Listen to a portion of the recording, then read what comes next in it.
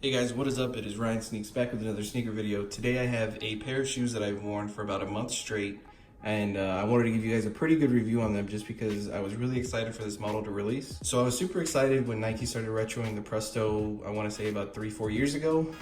That's when I was able to pick up the Lightning pair. That's when I was able to pick up just like the Presto Ultras that they made, and also those mids that are Flyknit. I was able to pick up all those, and I really did enjoy the Presto, and now they added React to it, which has really changed the game for the Presto.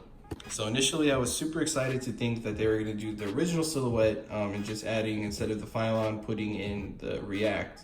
But they switched up a lot of things. As you can see, the cage is completely different, and the whole midsole is completely different as well. Outsole looks pretty much like the Element Reacts. It kind of just takes from there. And then the whole upper is that same neoprene, but they have the full sizing on these. I don't know if you can see right there, but it is a 12 instead of the large, medium, small, stuff like that. And like I was saying, this is probably my favorite shoe that I've worn this whole summer. I've worn these out a lot.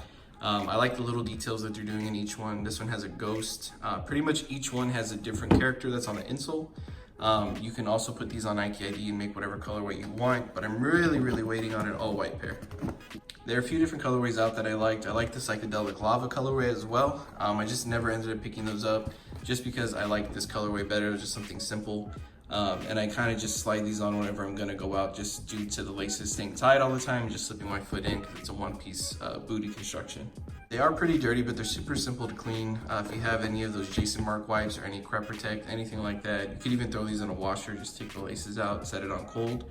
Just don't put them in a dryer or anything like that. These are just, really, it's just my favorite shoe to wear. It's super comfortable. I think it's more comfortable than an Ultra Boost. So these retail at $120, Ultra Boost are at $180. And even though you can find Ultra Boost on sale for maybe $150, something like that, when these go on sale, they're under $100, and I think that's just a really great deal for them. But that's gonna be it. I know there's tons of videos out there on them that went into the details when they first released. I just wanted to give you guys a review that was a little bit farther out to kind of give you like the wear and tear. I haven't really seen anything. They still seem pretty good, and I've had them for about a month now, so not much to say on that. I just think it's the perfect shoe. Hey, but that's gonna be it. Thank you guys again for watching. Don't forget to hit that like, comment, and subscribe button, and I'll catch you guys next time.